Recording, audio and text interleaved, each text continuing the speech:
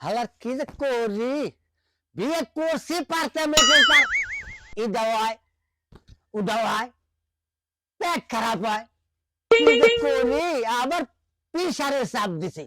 নাতি যে কোন গেল রে, আরে এই এই নাতি ভাই, আরে এই নাতি ভাই, জি না না আসতেছি। কি হয়েছে তো?